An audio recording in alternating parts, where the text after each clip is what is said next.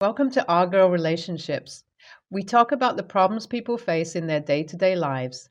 Let's start with the video. I have no idea where to start, but here I go. We had a family restaurant which was set up by my granddad, and then my dad took control of it after my granddad announced his retirement. I was the only kid of my parents, and my granddad loved me beyond limits.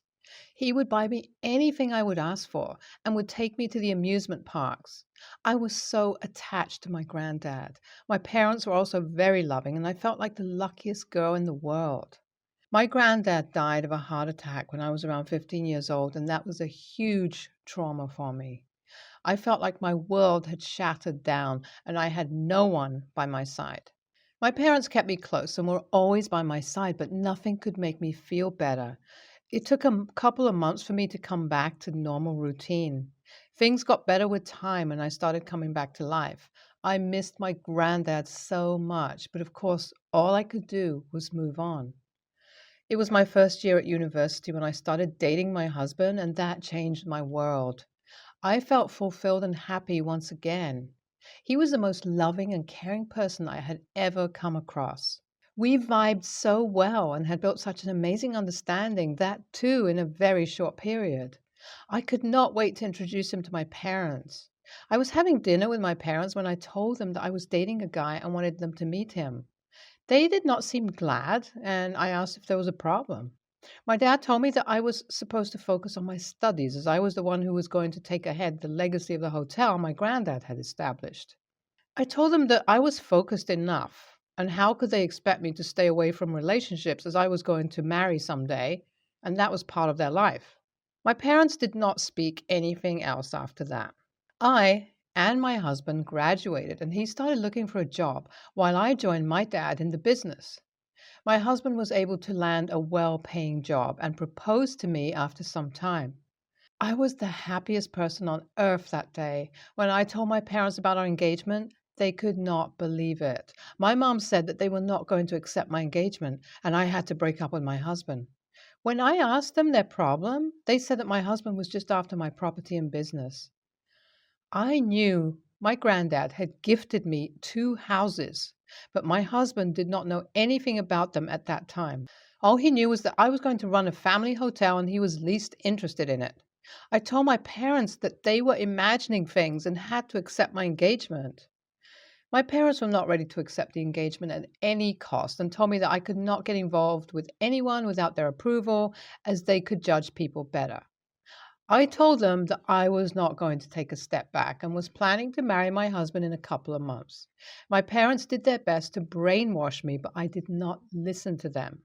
One day, my dad told me that if I did not break the engagement, he was going to disown me and deprive me of his will. I told him that I did not care at all and left the house after a couple of days. I went to my aunt's place, who was literally my best friend. I told her the whole situation. She was the only one who supported me. Me and my husband got married, but my parents never contacted me after that. A year later, my husband got transferred to another state and we had to move. I had already given both the houses I owned for rent and was getting enough money. We moved to that state and it was a fresh start. I took a loan and started my own small cafe, which flourished with every passing day while my husband stuck to his job. Now, 11 years later, I have three branches of my cafe, and we are parents to two handsome sons. My life is beautiful in every way. My aunt called me 2 days back and told me that my parents want to see me and reconcile. I told her that I was never going to see them and she could tell them to stay away. My aunt also told me that they wanted my number, but she did not give it to them. My husband came back from the office yesterday and told me that my dad had called him. My husband told me that my dad took his number from the company's helpline, as he knew where my husband worked. He also told me that my parents want my help, and I already knew that there was something they wanted because they would never contact me otherwise. I have told my husband to avoid their calls from next on. So my parents kept bothering my aunt and asking her to give them my number, but she did not. My husband also did not attend their calls. My dad texted me on Facebook, and it was a huge paragraph. He told me that no matter what happens, a family is a family and only death could do us apart. He also said that there was no day he did not miss me and wanted to reconcile, but his ego did not let him. He mentioned how my mother suffered the separation, but never talked about it.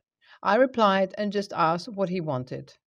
My dad sort of got hurt by my reply as I could hear him yell in the next text. He said that families are not about just wanting something from each other, and it was something beyond that. He also told me that I had grown mean over time, and that made me laugh because they just turned me into someone mean. He said that even if he wanted something, it was because family members are the ones who help each other in their time of need. I told him that I had no help for him and they should not contact me again. I do not know what is wrong with them. Also, I have asked my aunt to find out what had made them contact me after a decade. As my parents were not leaving us alone, I told my aunt that I was going to see them at her place, as I did not want to invite them to mine.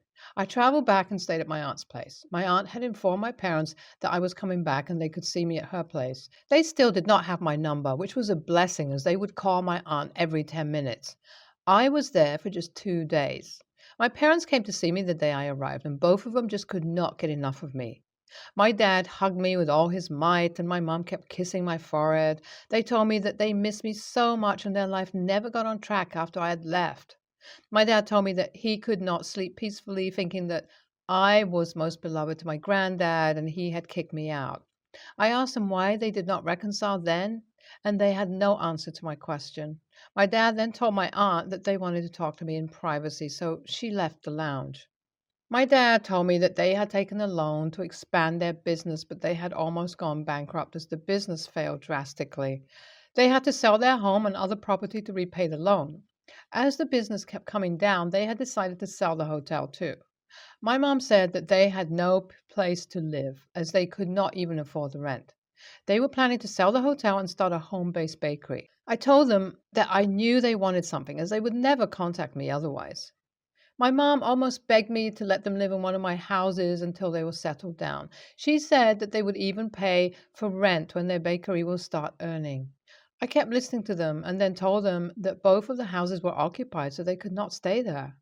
My mom asked me if I could get the tenants out, and I told her I was never going to do that. I told them that they had to manage by themselves and I would like to stay NC like before. I came back, but my mom and dad were not convinced. They kept bothering my aunt, but she did not let them know my number or address. My dad kept texting me on Facebook and reminding me that they were my responsibility. I did not reply to him at all and then blocked him on Facebook.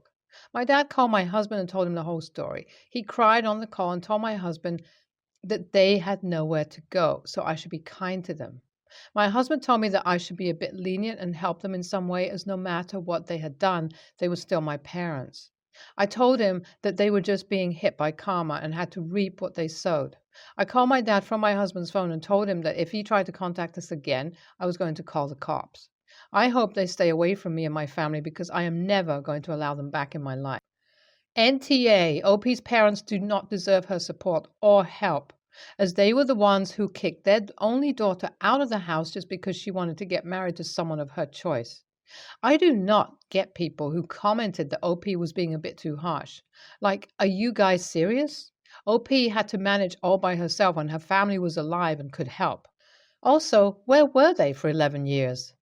Such a-hole parents, like, wow, you loved your daughter and missed her, but never contacted her until you guys went penniless. I mean, why do parents do this? They acted like they doubted OP's husband for being interested in her property, but we all now know who actually wanted the property. Pathetic people. My dad died when I was 7 years old. My mom remarried when I was 9. I'm now 16. My mom's husband, which is what I call him because I do not feel he deserves the title of stepdad or dad, came into the relationship with some clear jealousy. He told my mom to take down all the photos of my dad in our house, bringing up that it felt like dad's house versus his, even though mom and I had moved prior to their marriage and after my dad died. So it was never my dad's house. He then made a big deal out of me having so many photos of my family and my parents in my room. I told him I liked looking at them and I liked having the memories near. He said I could put photos of my dad away so he wasn't intruding on our family. I told him I didn't like him. I was 9, and he wasn't going to take my dad from me. He kicked my grandparents aka dad's parents, out of our house when I was 10 because they brought me some childhood photos of dad. He went crazy saying that he didn't want photos of that man in his house. I never did forgive him for that. He told me to stop bringing up my dad. One time, mom and I were talking about dad on his birthday, and he said it was disrespectful and he didn't want to feel like he was competing with a ghost. My mom ended the conversation. She apologized to him, but I was pissed off at him more than anything. He was just such an ass to friends of our family who knew my dad. Anytime someone commented that I was getting more like him, he would scowl at them and tell them to move the conversation along because talking about a dead man was uncomfortable for most people. He used the line once that he was the only dad I ever had, and I told him that was not true, and he was never going to be worthy of being my dad. Anyway, that's a lot of background, but not all, since I don't have unlimited typing space. My mom's birthday was Saturday, and her husband threw her a party. Midway through, he gives me a gift. Inside was a photo of himself that he wanted me to put in my room and adoption papers. I tossed the adoption papers in the trash. He saw what I did, which led him to make a comment about not being able to toss away the truth. I got mad so fast. I told him to get over himself, that his jealousy and insecurity was not my problem, and I would never let him legally become my father, that I didn't even want him married to my mom, and he was a disgusting a-hole. Everyone heard what I said. He's still furious. My mom was upset by his anger. Almost everyone left after I yelled. AITA? NTA, why is your mom still with a man that checks notes, bullies her kid for having pictures of their late dad in the house, handles his insecurities over competing with a ghost by lashing out like a toddler that's denied a sweet, uses the concept of adoption as an attempt to erase the memory of a dead man? Any one of these things would be ridiculous on their own. Together, they're like an extra drizzle of feces on top of a crap pastry. NTA, your mother's husband expects everyone to stop loving your dad because he died? I would have thought the adoption papers were a wonderful, loving gesture had I not read the history leading up to it. He is trying to erase your dad's memory. No reason your mom can't still have love for your father and also love her current husband for who he is. It's different love because they are different people. He doesn't seem to get this, and you've had enough. So I, 27 female, am getting married to my fiance, 27 male, in a little under 3 weeks. Everything has been going amazing with the planning, and I'm ecstatic for the day. My best friend, Cassie, whom I've been friends with since we were 10 years old, is my maid of honor. She is truly one of the sweetest people I've ever met and has stuck with me through everything. She's been the biggest help in planning this whole ordeal, and I wouldn't trade her for the world. However, I've never been the biggest fan of her girlfriend, Sophie. I always show her respect and try to include her in things, but she's a huge introvert, and sometimes it can come off as disrespect in return. Cassie's own words. But they always seem to be very happy together, so I hope she warms up to me a little in time. They've only been together for a little over a year and a half. Several days ago, Sophie approached me asking me if I'd be okay if she proposed during my reception. She claimed it would be a great way for Cassie and I to bond more, having our weddings linked and all of that. Not that we need any more time to bond, she's already my other half. I love Cassie to death, but I'd never allow that for anyone. I shut the idea down immediately, and Sophie got all pissy with me and left.